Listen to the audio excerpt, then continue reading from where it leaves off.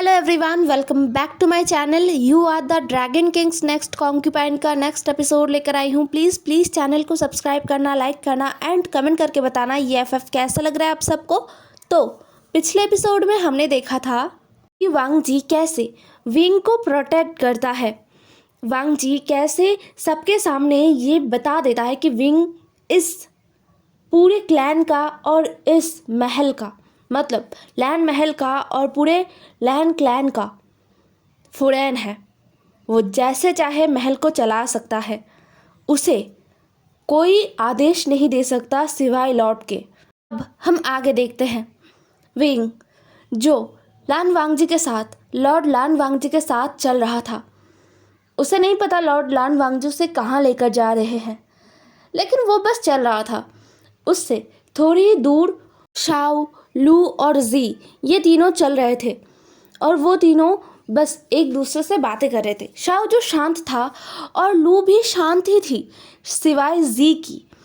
जी जो शाओ और लू से बस बातें किए जा रही थी और वो सिर्फ और सिर्फ लॉर्ड और फुरैन को लेकर। जी जो बात बात पर बस लॉर्ड की तारीफ़ें कर रहा था और बोल रहा था, देखा लॉर्ड हमारे फुरैन से कितना प्यार करते हैं, वो कितने अच्छे हैं, हम सब उनसे कितने डरते हैं, लेकिन देखा फुरैन उनसे बिल्कुल नहीं डरते, वो तो कितने आराम से लॉर्ड के साथ चल रहे हैं। हाँ, शायद इसीलिए वो फुरैन है। वो बस आहें भर रहा था और देख रहा था, उसके आंखों में एक अलग चमक था। ऐसा नहीं कि वो लॉर्ड और फुरैन के ऊपर नज़र डाल रही थी या फिर उसे जलन हो रहा था, उसे खुशी महसूस हो रहा था बहुत ज़्यादा। और ये बहुत ही प्योर फीलिंग है जिसे शाओ और लू दोनों ही महसूस कर पा रहे थे।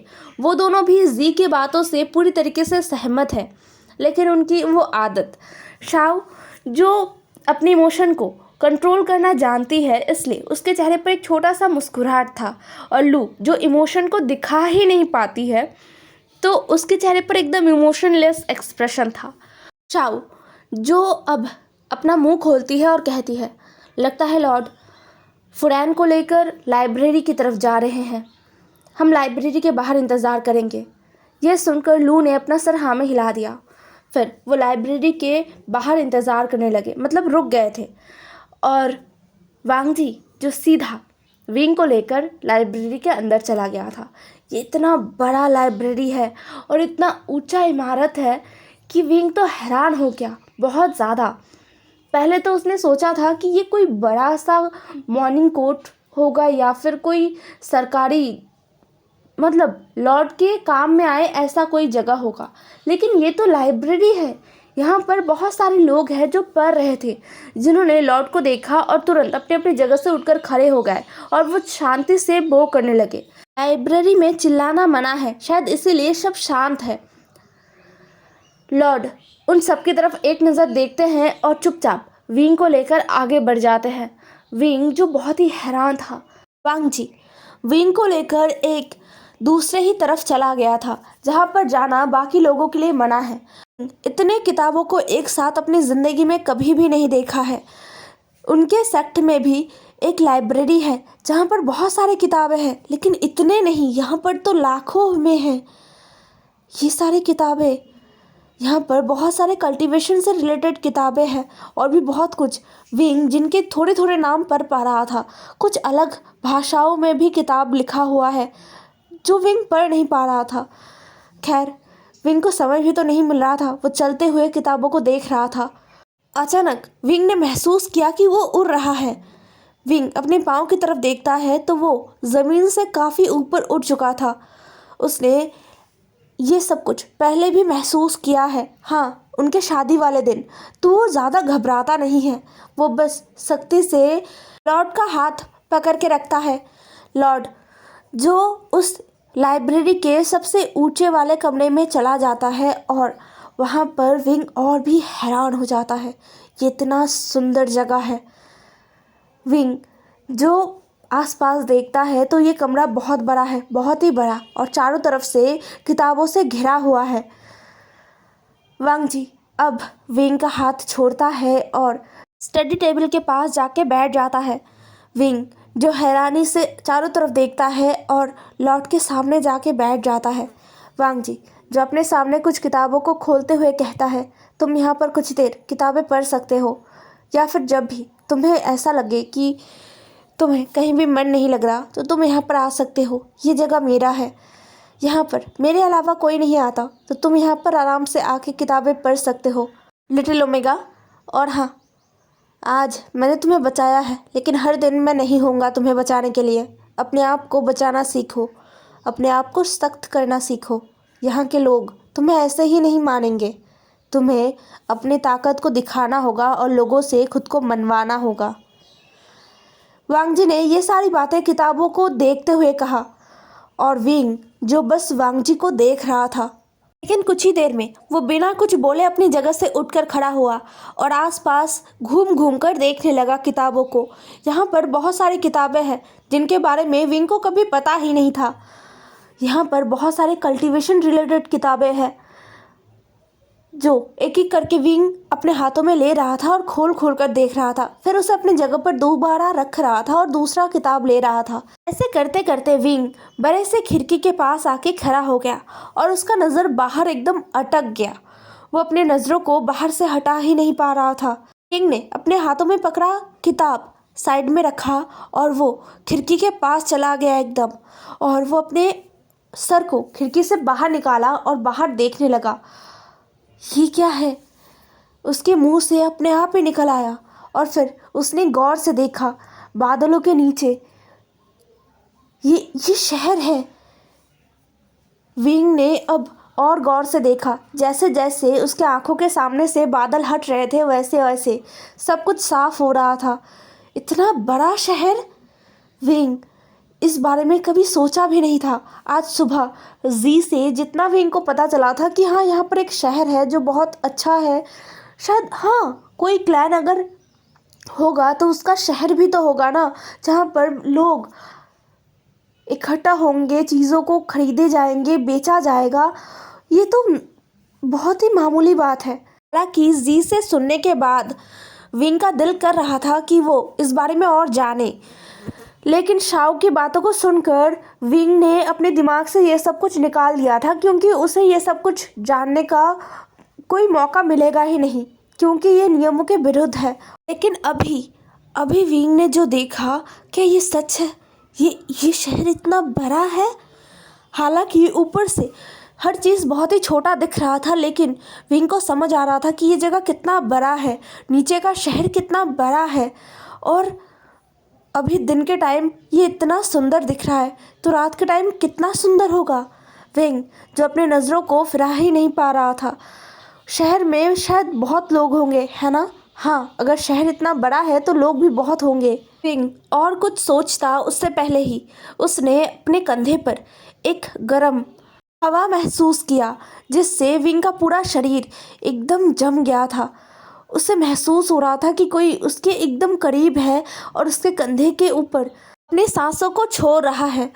ये फेरोमोन, हाँ, यहाँ पर हर जगह लान वांगजी का फेरोमोन है, लॉर्ड लान का फेरोमोन है।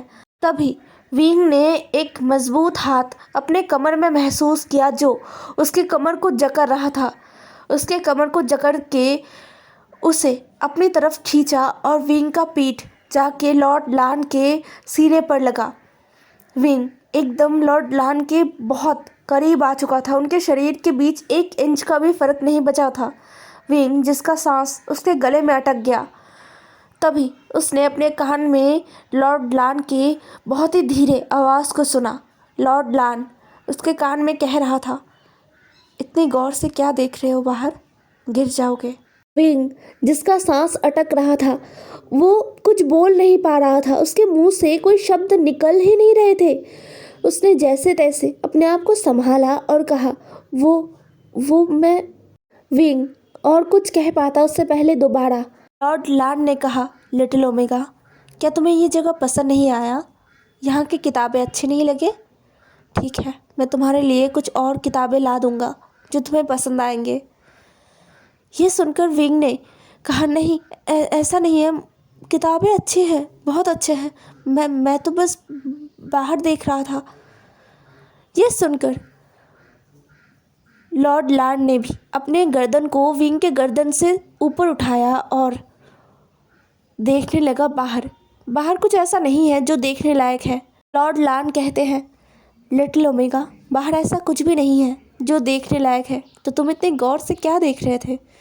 विंग, जिसने अपना एक हाथ लॉर्ड लान के उस हाथ के ऊपर रखा था जिस हाथ से लॉर्ड लान ने विंग के कमर को जकड़ा हुआ था।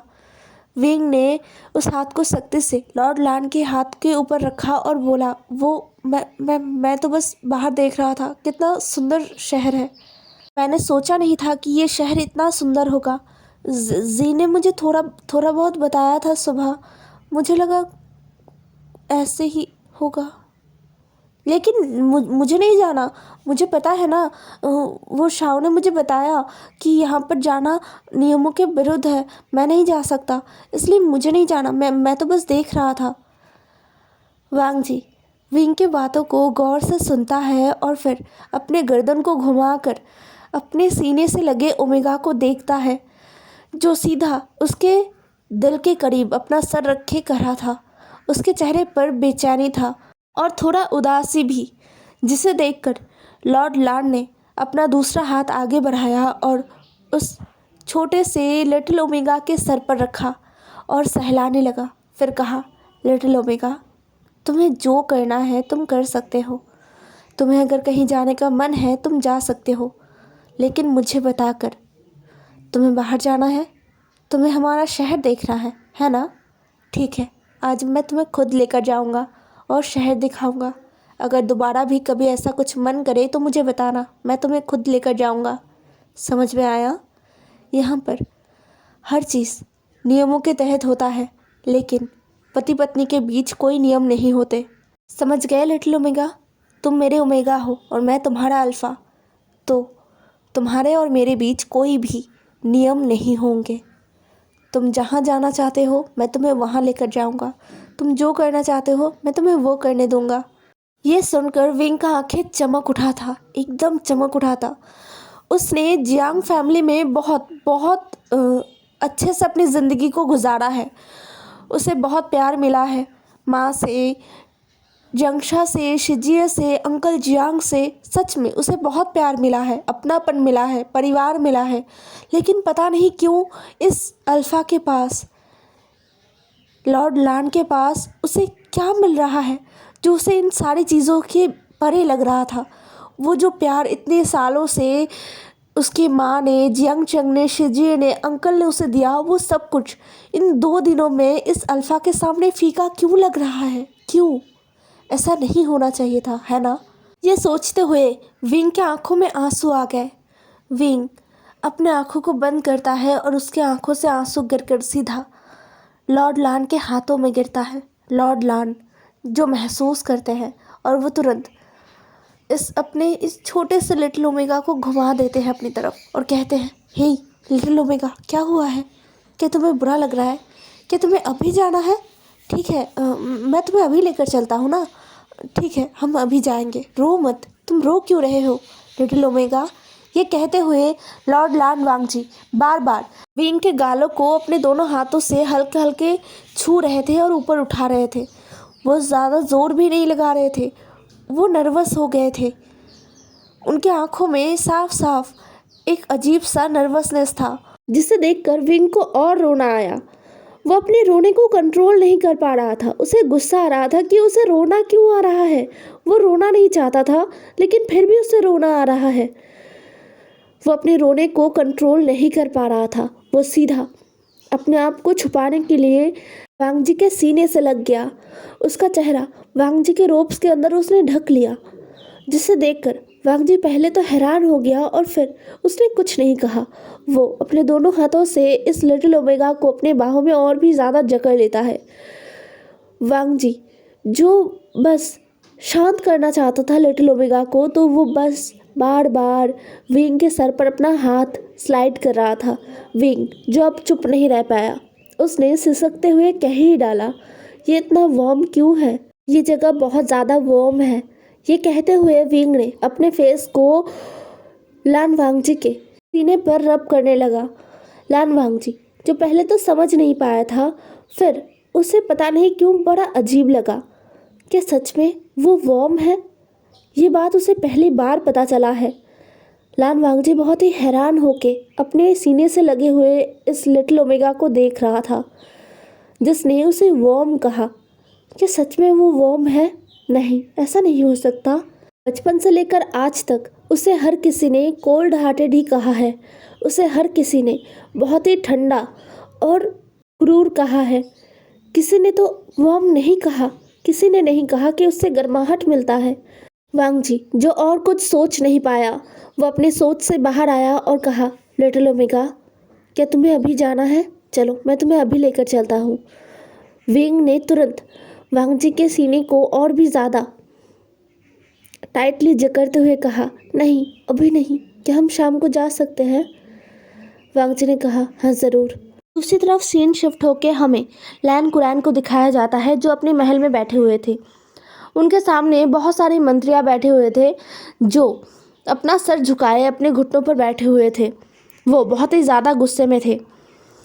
लैन कुरैन गुस्से में कहते हैं, आप सब इतना ज़्यादा लापरवाह कैसे हो सकते हो? आपके ओमेगास भी, आपके ओमेगास ने जो किया वो सच में सज़ा के हकदार हैं।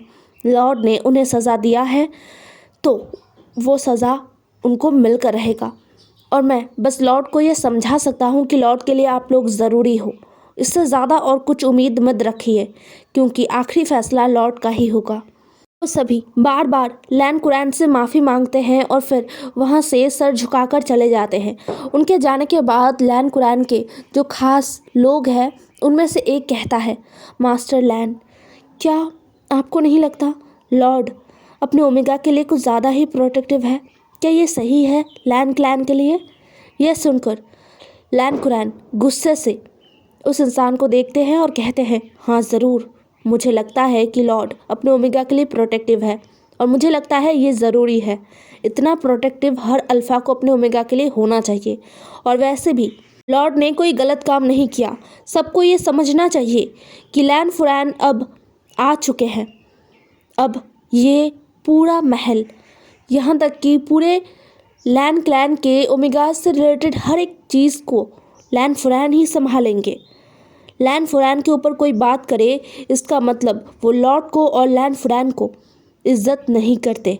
उन्हें सज़ा मिलना चाहिए और ये लैन क्लैन का नियम है। इसे भूलने वाले लोग भी सज़ा के हकदार हैं। हैरान हूँ इतने बड़े बड़े मंत्री और इतने बड़े बड़े एल्डर्स के जो ओमेगास है वो इन चीज़ों को भूल गए। सच में वो लैंस के नाम पर धब्बा है। उन्होंने पूरे लैंस को हमारे नए लैन कुरैन के सामने बेइज्जत कर दिया है। लैन कुरैन की बात को सुनकर सारे लोग अपना सर झुका लेते हैं। अब हमें शाम को दिखाया जाता है। शाम को मतलब अभी अंधेरा नहीं हुआ है। हाँ, 1-2 घंटे में अंधेरा ज़रूर हो जाएगा। ऐसे समय में विंग जो तैयार हो चुका था वो इंतज़ार कर रहा था लॉर्ड के आने का और वो बस निकलने वाला है। शाओ, लू और जी बहुत ही ज़्यादा हैरान थे। मतलब शाओ को जब पता चला था तो वो बहुत ज़्यादा हैरान हो गया था। क्या लॉर्ड खुद लेकर जाने वाले हैं? हैरानी के साथ साथ वो खुश भी था। और जी वो तो नाच रही थी बहुत ही ज़्यादा। लू जो बहुत शांत थी। कुछ ही देर में लॉर्ड आए। लॉर्ड के साथ 2 इंसान थे जो लॉर्ड से थोड़ा दूरी बनाकर चल रहे थे। उनमें से एक का नाम फैंग है और दूसरे का नाम शू है। दोनों ही लॉर्ड के बहुत ही करीबी लोग हैं और हमेशा लॉर्ड के साथ रहते हैं। लॉर्ड के पास कुछ ही गिने चुने लोग रहते हैं जो बहुत ही माहिर है हर एक काम में। उनमें से सबसे माहिर फैंग और शू है। खैर, आज भी वो लॉर्ड के साथ आए हैं। वो तुरंत लैन कुरैन को देखकर वो करते हैं। विंग उनकी तरफ अपने सर को थोड़ा सा झुकाता है और फिर वांगजी की तरफ देखता है। वांगजी जो एकदम विंग के करीब आ चुका था उसने कहा, चलिए कुरैन। ये कहते हुए वांगजी ने विंग का हाथ पकड़ लिया था। वांगजी विंग को लेकर ड्रैगन के ऊपर चढ़ गया। वो लोग ड्रैगन पर जाने वाले हैं। ज़्यादा समय नहीं लगा। 3 ड्रैगन्स जाने वाले हैं। एक पे वांगजी और विंग थे, दूसरे पर फैंग और शू थे और तीसरे पर लू, शाओ और जी थे।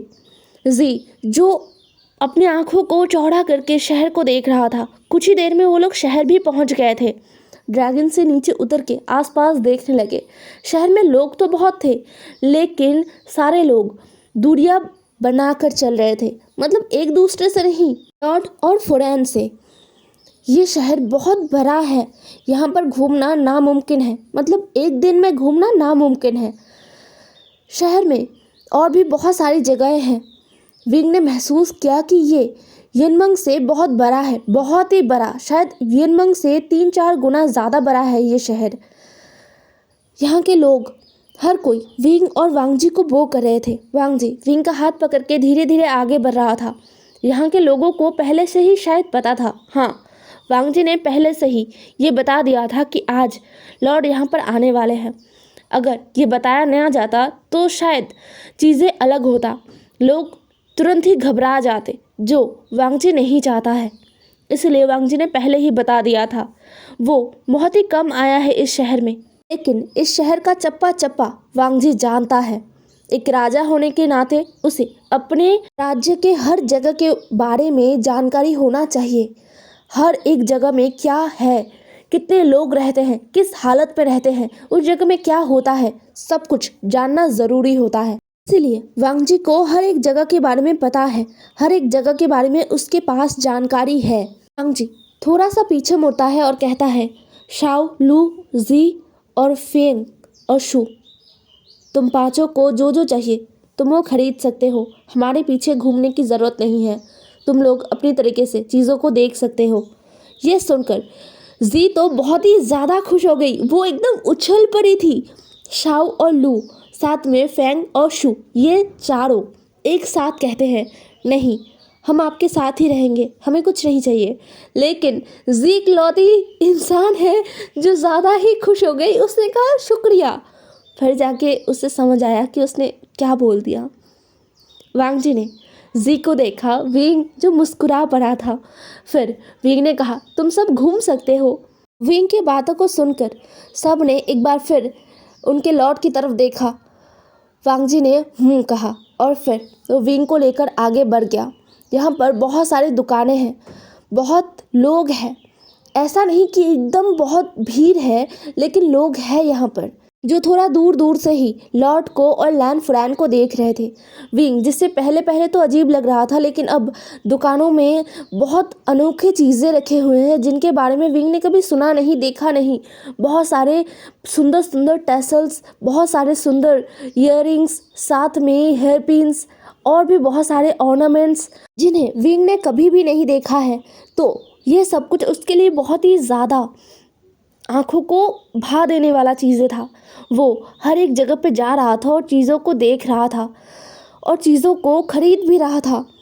वो खरीद नहीं रहा था, वो जिन चीज़ों को छू रहा था उन चीज़ों को लॉर्ड खरीद रहे थे, वो पैसे दे रहे थे। किंग ने बीच में अपने सारे दोस्तों की तरफ, मतलब अपने सारे सर्वेंट्स की तरफ, शाओ, लू और जी की तरफ देखा, जहाँ पर लू एकदम ही शांत खड़ी थी, शाओ जो चीज़ों को देख रही थी और शायद कुछ कुछ खरीद भी रही थी, जी जो हर चीज़ की तरफ अपनी नज़र को डाल रही थी और ले भी रही थी। उसके हाथ में तो एक थैला भर भी चुका था, जिसे देखकर विंग को बहुत हंसी आया। फैंग और शू जो कुछ भी नहीं ले रहे थे, वो आसपास बस देख रहे थे। उन्हें अपना काम पता है और अगर उन्हें कुछ लेना भी होगा तो वो फटाक से ले लेंगे, मतलब किसी को पता भी नहीं चलेगा ऐसे।